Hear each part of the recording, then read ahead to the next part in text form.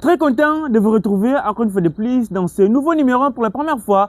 Exercice aussi la mise simple comme d'habitude, au s'abonner, au partager, au commenter. Et comme ça, la remarque qui te coming, c'est moi votre humble présentateur, humble analyste Ira Maoussé depuis Kinshasa, la capitale de la République démocratique du Congo. Vous allez bel air, pardon le monde, je vois les boss, les mondes, on appelle sur un mot de Bissou Kozali, mon vieux Piro Yamba Yamba. Na PCP Papa François Katamba, maman Sophie Mère triple, mon vieux Pitro, Iwanga, na PCP Mote Bisika, Ozali, Bozali Belé, on a biso, mon vieux Respect Kabouya, maman Sylvie Malonga, et Belé Bolinga, Ira Maouissa Bolinga, chaîne Bino H Mine Sport. De votre très que c'est que ma Kambu Ezali, vous allez remarquer, ces derniers temps, on va commencer à faire des émissions chaque jour, mais hier, j'avais pas publié une émission par rapport à Nini, on était tellement fatigués, parce que tout ce qui tient, il y a la match à Jamaïque, après match on faisait des recherches, combien de rencontres Jamaïque a battu 4 dernières rencontres Jamaïque. La dernière fois la Jamaïque avait joué contre une nation africaine. Tout ça, la recherche, raison pour laquelle tout cela qui est missionné aujourd'hui, nous sommes là pour parler. On va parler sur la rencontre RDC Jamaïque. On connaît maintenant notre adversaire, autre les 31, et Jamaïque. On va parler sur la rencontre RDC Jamaïque et sur l'adversaire, statistique à Jamaïque. 4 dernières matchs, a marqué combien de buts, il a gagné combien de matchs, il a perdu combien de matchs, il a encaissé combien de buts. Dernière fois maintenant, pays africain, Isaki Datinini, Isaki Nenini, c'était contre quel pays? Selon mon émission, on va parler également aussi de Léopard I-23, au Babetaki match amical, na Algérie. On va parler sur les cas de nos binationaux. On a vu Anthony Moussaba qui a fait une sortie médiatique à l'objet à propos qu'il est prêt, mais jusqu'à présent, il va contacter KAT. Na Ejecil Banzouzi, pour me faire sur la chaîne, s'abonner, partager, commenter. Makam vraiment et Bandi. Dès que tu as activé déjà mon numéro à guerre, les 31, c'est entre la vie ou la mort. Donc, très bien, actualité, ça domine les matchs tombés les 31. Je vais continuer préparation. Préparation sur les avant qui tombent, la séance d'entraînement. On connaît maintenant notre adversaire qu'on va jouer les 31, c'est la Jamaïque. On avait tous suivi, et ça, Congolais, belé, parce que dans 4 ans, il y avait les Congolais, la majorité, il y avait plusieurs Congolais, on a dans la Jamaïque, il n'y avait que le Denis. Notre adversaire, c'est la Jamaïque. Mais après la rencontre, on a que celle polémique, il y a des gens, ce qu'on peut retenir en bref, on va jouer contre la Jamaïque. La Jamaïque a Betaki, RDC Soka Poli. Ils avaient marqué une équipe sur notre Piwana. Tout le roi trop sire. C'est bien. On est certain qu'on va prendre la qualification. Mais on ne peut jamais juger la performance d'une équipe ou bien la performance de Jamaïque pas bête contre Nouvelle-Calédonie. Non, c'est faux. C'est faux. Parce que contre Nouvelle-Calédonie, intensité bête qui n'ango, ce n'est pas la même intensité contre RDC. Même dans la Côte d'Ivoire, dans le Maroc, tu veux dire Bénin. Tu connais Bénin, mon fils. Donc, tout ça, tout que Ndengue, Jamaïque a gagné une nouvelle colonie 1-0. Match Moko, tu vois, Jamaïque, il y avait des déchets. Qui a tout ça, on est vraiment favori, bien, on est prêt à gagner directement. Non. Il faut considérer Jamaïque. On ne peut pas négliger une équipe. Et donc, ça, quand on néglige l'équipe, tout le monde a quand tu as bêtis, tu gagnes. Non, on ne peut pas négliger une équipe. Jaka, équipe bongote, Jaka match bongote. Il y a peut-être à gagner des difficultés, peut-être contre Bissau à cette belle performance. Jamaïque. Et ça bongo. Ndeng va bêter contre Nouvelle-Calédonie, va bêter bongote contre Bissau. Peut-être Bissau va revenir à bloc bas, va changer. Même leur entraîneur, à la une conférence de presse, il avait dit que les Congos c'est une autre catégorie. On va se battre pour notre service. Mais comme je l'ai dit, c'est important pour notre pays. Abi bien que le Congo, c'est une autre catégorie. Abi que des gens de la Nouvelle-Calédonie, RDC, il n'y a pas photo. Il n'y a pas photo. On est largement favoris. Donc, la Nouvelle-Calédonie, ils ont la RDC. Tu vas dire que, oui, statistiquement, surtout comparer que l'équipe de oui, ça, Bakambu, Bongonda, Mbemba, Twanzebe, devant Jamaïque, on est des favoris. Mais je gère l'équipe bongoté. Performance on a l'accès, performance on a l'accès contre Bissau. C'est pas ça. J'avais aimé, parce que le sélectionneur Sébastien Desabre, il était là présent. Nous, on est un tout petit peu favori pour étudier Bango. Il y avait des joueurs qui sont présents. Pour étudier Bango. Bango, on a facilité à étudier Bisso. Parce que le match est en huis clos. Ils ont difficulté. Ceux qui vont étudier la vidéo, ils vont aller regarder la vidéo de la Coupe des Nations. Match, mais on a des choses à améliorer dans la préparation avant le 31. Staff Nabiso c'est basé de ça pour quelques joueurs dans le stade pour superviser match au Jamaïque avec une Nouvelle-Calédonie. Tout le monde qui est Nouvelle-Calédonie à Lungwe, Jamaïque Betty. Même s'il y avait des déchets, mais ce qu'on peut retenir dans le football Jamaïque et la Kisaki, avec le Cameroun, Balanzoto, Bazamakas na contre-attaque. Donc, à part une analyse sur le style de jeu de Jamaïque, ce qu'on peut comprendre, pour gagner Jamaïque, on doit juste s'imposer notre jeu dans le milieu du terrain. On doit mettre un milieu du terrain costaud. Oh, il y aura de bons récupérateurs, il y aura des joueurs qui vont distribuer le ballon. Dans la défense, tout le monde qui espace Zaming. Pressing à Bakam, pressing à Ouissa, match ici dans la première mi-temps. Donc, match wana, clé dans le milieu du terrain. Parce que j'ai essayé de regarder l'attaque jamaïcaine. Ils ont un joueur, je ne pense pas qu'il y a un mesure Pierre Dinda. Aza Bissaka. Bissaka va maîtriser, il y aura quand même à maîtriser. Je pense que la défense, elle est bonne. Le problème chez nous, c'est un tout petit peu les milieux du terrain et l'attaque. Par rapport à Nice, ceux qui milieu le Bissau, ils ont récupéré le ballon bien, ils ont fait cette attaque. Tout match, on est dans la première mi-temps. La raison pour laquelle on a dit que milieu de Bissau, clé à match, on a le 31, c'est notre milieu du terrain. On doit série un millier. Oh, il faut une bonne récupération, mais aussi il faut une bonne animation offensive. L'animation offensive. Dans le bâtiment, il y a un zoto, parce que moi, je ne vais pas dans un zoto. Match wana Sadiki, Mutusami, Mukau. Na milieu terrain. Parce que moi, je vais le Camerounais. Bala nzoto. Baza pe ba joueur mo costaud, bala nzoto. Et c'est quand on boucle dans le milieu. C'est quand on milieu terrain na bango lali. Ndete bon milieu terrain Nigeria. Raison pour laquelle le coach avait dit que pour battre la Jamaïque, pour gagner le 31, il faut rééditer la même performance qu'on avait utilisée contre le Nigeria. Contre le Nigeria, on avait fait une très belle performance par rapport à des milliers de terrain, ils étaient parfaits. Mais ils étaient parfaits. Tout le monde qui est bête, c'est ballon. Donc, surtout selon le 31, match est aussi dans la première mi-temps. 4 ou 3, pourquoi pas.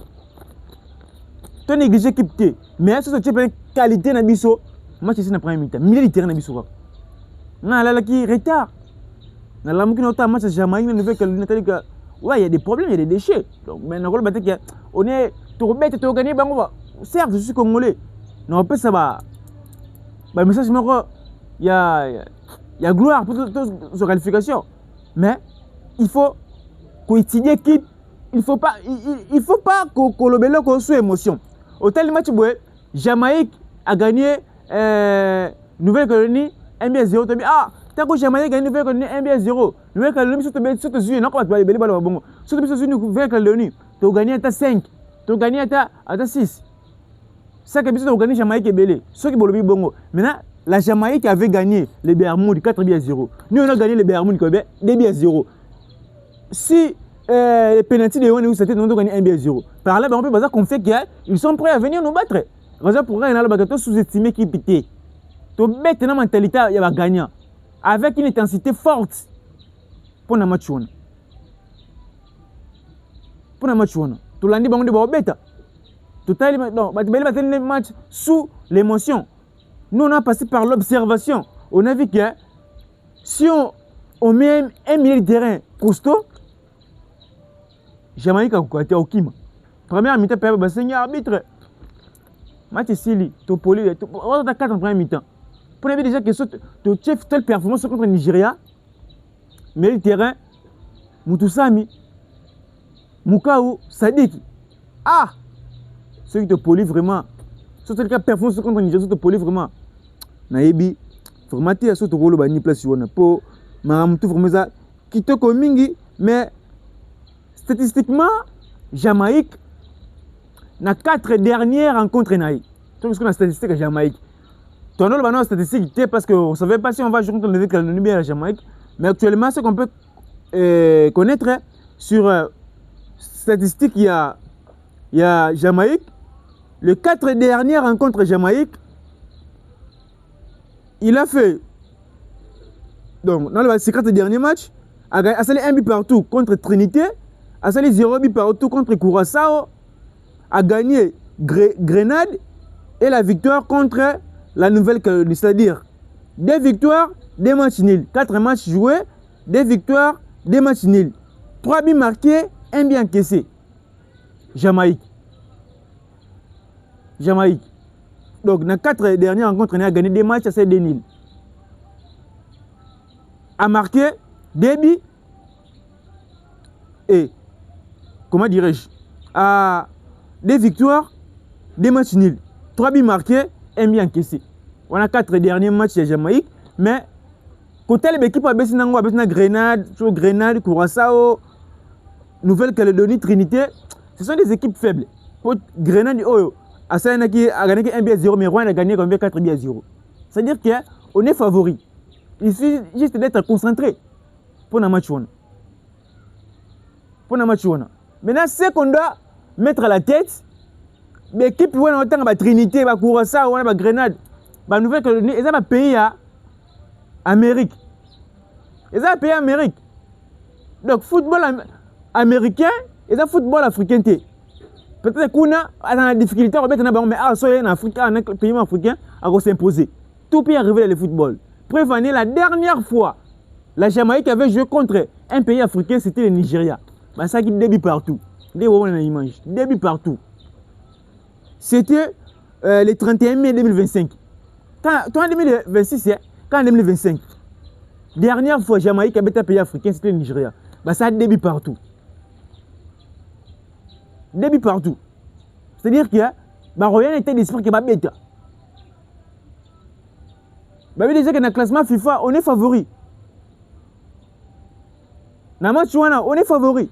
Rien n'était d'esprit qui va bête, va s'imposer. On va bloquer. Donc, la stratégie pour gagner le match, il y a quoi étudier. Tout le bâtiment qui est Jamaïque, Jamaïque, à Salibo, toutes les statistiques. Non, ce n'est pas ça. Avec le Nigeria, le Nigeria débute partout. Ils sont en Nigeria combien? Ce sont les titres de comparaison. Tout ça, le Nigeria est mis partout. Pourquoi pas il passe en mis partout? Tout peut arriver. Donc on ne peut pas mettre la tête que Jamaïque, Jamaïque, il faut te mettre. Non, on doit étudier la Jamaïque. Il faut un point fort à Jamaïque, un point faible. Il faut tout y avoir. Même s'il y avait des déchets techniques, des déchets dans le match, peut-être des déchets, on a rebondir à produire, on se rebondir. Même nous, contre le Bénin, on avait des problèmes. Maintenant, tout le monde a balance. Jamaïque et Bénin. C'est la Jamaïque qui a l'icolo. On a binationaux. Jamaïque a l'icolo. Mais on avait du mal.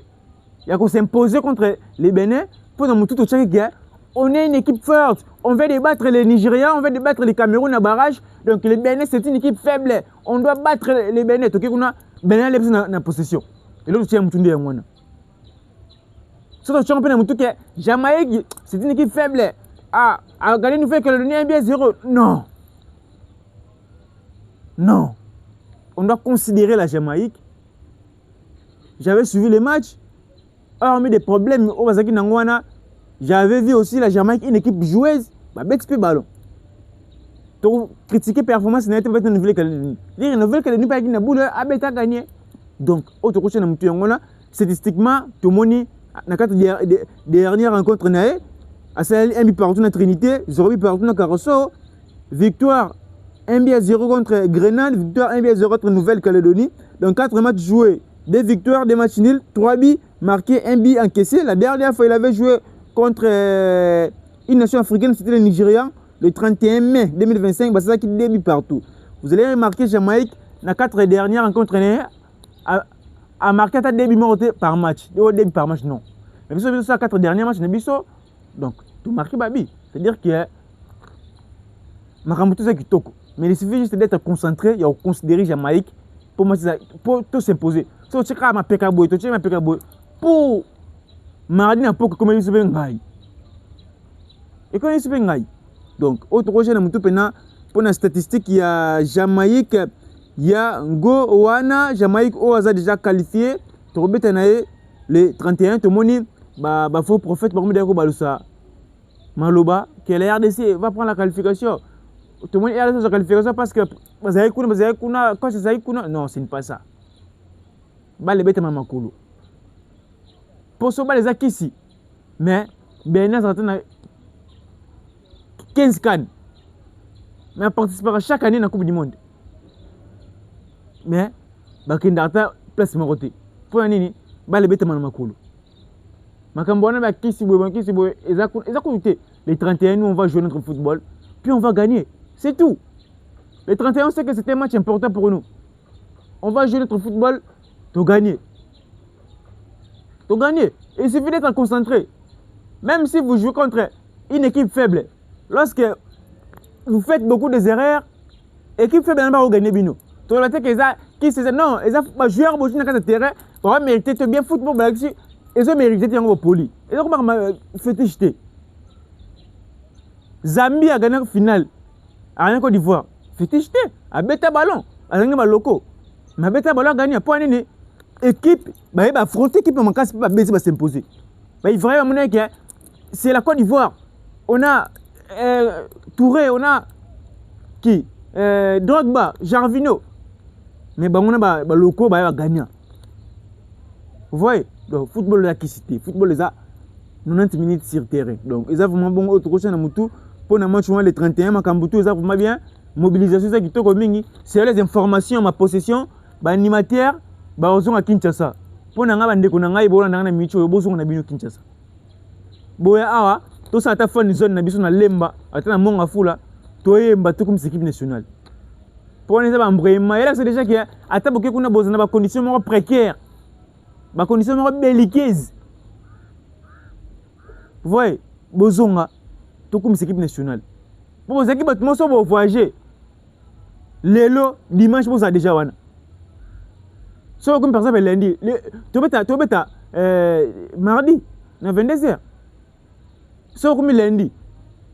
Je ne pense pas que lundi, beaucoup mana. Parce que l'ambassade, l'aura samedi, ça l'a raté. Monsieur, visa, vous avez dimanche, ça l'a raté. Lundi, vous recevez. Pour savoir, parce que c'est alors les informations. Dès que vous avez un visa, vous avez un Kinshasa pour vous vol. Ce qu'on imagine, vous avez un visa lundi. Il faut pas un Kinshasa pour vous vol. Le Mexique va kende. Bande ko nanga to zonga ken. To comme équipe nationale. Bo kenata na coupe du monde sur États-Unis sur Mexique sur wap. Bo kende. To zonga to comme équipe nationale. Donc, to zonga na biso Kinshasa. To beta mutute bo faute wana to condamner bino pété. Tu connais l'autorité na biso parce que les matchs c'est les 31 soit on est processus si on a dès les 1er mars mais héros vous avez déjà wana donc tozonga j'ai vu même des blancs kuna baemba Congo ba soutenir biso il y a des Congolais pe ba lungo États-Unis ba carte ici ba lungo Canada ba carte Mexique pour ba comme équipe nationale donc ba on va rozala wana ba comme équipe to gagner na biso bozonga po Bozong na bino na Congo. On conseille ngana kopesa bino tant que frère na bino ndia mwana. Bomi tungsema na bino pamba. Ezaka match mako 90 minutes.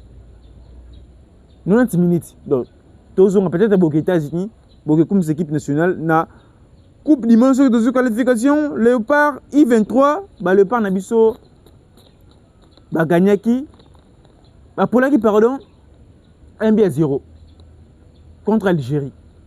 Tout le monde performance na bango. Bon to jijangote pour bêter comme il faut, pour les 1-0, stade en Algérie. On a vu des binationaux, notamment gardien wana ya Mundele, c'est Lenny Roland. C'est un gardien oyo. Tout le monde congolais. Bah tu vois, on a des critiques. Hier on a français, un jour on a non, on n'est pas là-bas. Nous le à chaque fois, même si c'était français, papa français, maman française, mais si il accepte de changer sa nationalité sportive, à remettre pour Nabiso. Tout le monde qui est alors assuré déjà que dans le prochain jour, dans les prochaines années, alors ça va une équipe nationale. Raison pour laquelle on a tout considérer l'équipe âge Nabiso. Tout ça dans la bonne condition. Pour l'équipe ça peut terminer l'équipe ça qui paie mais banini, ils ont condition qui benti. N'attend pas Mukau, on dit que Mukau ba oya ba obeta ba sadik ba obeta. Mais terminer l'équipe ça bango za nini. et qui me ça qui peut bien on a que stabilité ça té ba léopard senior on a ça vidéo to pour bon faut tabiso bon non ce qu'il y a ba jeune ba ça ndenge ni ba lo ndenge ni raison pour laquelle tout tant on est avec des autres cette fois-ci tout le monde m'a cambuté bonga tout constater on tout en bonne condition parce qu'il y a des jeunes au Maroc comme ça qu'on remplacer par Moutoussam Bazali. Je ne pense pas que même Bazali a 4 cannes. Quand il est comme ça après 3 ans. Je ne pense pas Moutoussam mais bah jeune wana baoya. To moni non ça dit qu'il a remplacé tout le va remplacer ta Piquel. Na hiérarchie équipe. Mouka a remplacé et deux quand même une hiérarchie équipe. Bah où tu vois puis une équipe d'âge. Tu considères équipe d'âge, il y a des pépites oh bah charge équipe senior Nabane ou Ezoya. On va parler aussi sur le dossier Anthony Moussaba qui avait dit que et ça n'est pas si tant que la fédération congolaise est contactée par Touébélé, mais il va contacter. Donc autre moi je suis parmi les gens dans le bar mingi pour Anthony Moussaba parce que c'est un joueur exceptionnel, c'est un ailier percutant. Mingi ba ozanga biso na sélection congolaise. Récemment, il a fait une sortie médiatique. Il a dit qu'il n'est pas joué pour la RDC et les Pays-Bas, mais il n'y a aucune fédération qui va solliciter. Alors, sur ça, sortie médiatique, jusqu'à présent, fédération Nabiso, fédération congolaise, a sollicité, mais nous sollicité. Vous allez remarquer dans la minute, les binationaux, mis ce bimingma. Les 31, tout qui est Coupe du Monde. Vous allez remarquer après les deux, il y aura des binationaux. Moi, j'ai rêvé toujours jouer pour la RDC. Moi, mes racines, c'est la RDC. Tout le monde peut, Moussa Bahana, stratégiquement, c'est une façon d'ailleurs de lancer un message. Mais il y a les 31 qui Coupe du Monde. On a le bâtiment qui a, c'est une mauvaise décision. Tous soyez non, on a le bâtiment sous en forme tous soyez. Parce que la Coupe du Monde, tout le monde qui est un joueur très performant. Football, les a, tu récompenses à battre. Football, faut un grand. Même des méchants que tout le monde a mis, même des mous que tout le monde a mis, sauf qu'elle faisait Coupe du Monde. Bah c'est relancé te roya te lobi ke to tika bango to ba Moussa Bahana ata Moussa Bahana ba beti ba rajouter ba beti qualification te lo tika ba to Moussa parce que to zunga joueur accepter au beta RDC à être performant. Donc moi on va lancer des messages. Donc to le base que ba comme d'ailleurs pousser pour ba rejoindre section pour que non, tu peux ton ma vidéo à Albert ya. Mais to le base que ayate to me coupe di ba to bunena ba pour te coupe du monde. Non, ça bon te. Moussa les a bon, c'est ton monnaie au lemi, Moussa Makasaye, tu as bien Moussa Makasaye. C'est que tu as récompensé, bon, tu mets un coup de non, c'est pas ça. Donc, moi, Namboka, message de l'équipe. Biso, tu as un loba, na TV, pour l'autorité de la fédération de Biso, et contacter parce que moi, je sais que vous êtes joueur exceptionnel. Pour faire un batch, son bailleur, qui ne s'accate, au Betty, faire un batch à son biopé, ne faire un batch kuna, au Betty, quoi, tu as des sociétés. En cours et première saison, mais tu fais déjà de très belles performances. Anthony Moussaba. Donc, pour les cas Anthony Moussaba, on doit retenir en bref, ce que vous soyez bienvenue vraiment. Tu as vu chaud pour rejoindre la section congolaise. On va parler aussi sur le dossier Banzouzi qui a dit qu'il était surpris à mon RDC sélectionné. Il était surpris. C'est-à-dire qu'il a sélectionné ça, contacté. Ça contacté. Biso ni soyebi que muta contacté que muta kutaneza mon VV kala. Parlons sport. C'est-à-dire que la fédération de Biso a été. Donc lui, il était surpris on a combiné la liste I23. Sans qu'on accède au projet. Raison pour laquelle il avait donné la priorité. J'avais parlé de ça récemment. Maintenant, on a condamné l'autorité de la fédération de Biso. Raison pour laquelle il a donné la priorité dans les Pays-Bas. Parce que les Pays-Bas ont accès au projet. Il y a une équipe d'âge I21. Tout le monde qui s'est imposé, équipe senior Nabiso, tout le monde va jouer pour remplacer le projet senior. Mais si tu as bien un mouton, pour contacter par exemple. Alors, ce n'est pas comme une liste. Pour l'accès projeté. Alors, il n'y a pas de temps. Quand tu as un projet, tu vas briller dans la Suisse, soit une équipe d'âge joueur très performant, ce qu'on a rajouté l'équipe nationale senior.